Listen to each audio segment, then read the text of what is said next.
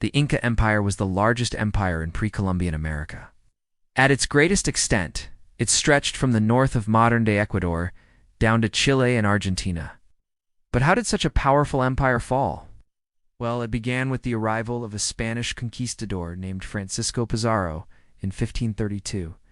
He and his men had heard tales of a powerful and wealthy empire to the south, and they were determined to get their hands on it.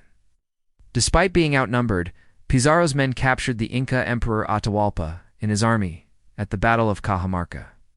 Atahualpa was taken to a church, where he was forced to watch his men be put to death. Then he was paraded through the streets of the city while his men were executed. And finally, he was imprisoned in a room with 4 walls, so that he couldn't sit or lie down. But even though the Spanish had captured the Inca emperor, they didn't have the means to execute him right away. See, the Inca throne wasn't hereditary. Instead, the throne passed to the most powerful member of the royal family, and Atahualpa had several brothers who were eager to take the throne. So Pizarro decided to use Atahualpa's brothers to get what he wanted. He promised each of them the throne in exchange for gold, which they agreed to. But when Atahualpa was executed by the Spanish, the brothers turned on each other and fought a civil war. In the end, only one of Atahualpa's brothers survived, but he wasn't able to take the throne because the empire was in chaos. Also, the Inca population had been greatly weakened by 2 other factors. First, smallpox, which had been brought over by the conquistadors, ravaged the empire.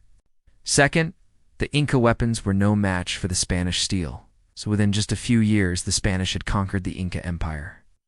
Francisco Pizarro may have been the first Spanish conquistador to reach the Inca Empire, but he wasn't the last.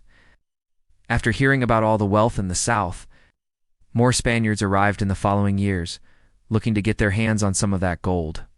They exploited the Inca people, forcing them to work in the silver mines or on plantations, growing food for export to Spain. And if that wasn't bad enough, they also built a prison colony for the Inca nobility, which became known as the House of the Sun. There, the Inca nobles were put to work producing textiles for the Spanish market. Many of them died of exhaustion or were simply worked to death. Though the Inca Empire is long gone, its legacy lives on in the ruins of Machu Picchu and other sites throughout South America. And though the Spanish were ultimately successful in conquering the Inca, they certainly weren't expecting the resistance that they got from the Inca people. Thanks for watching.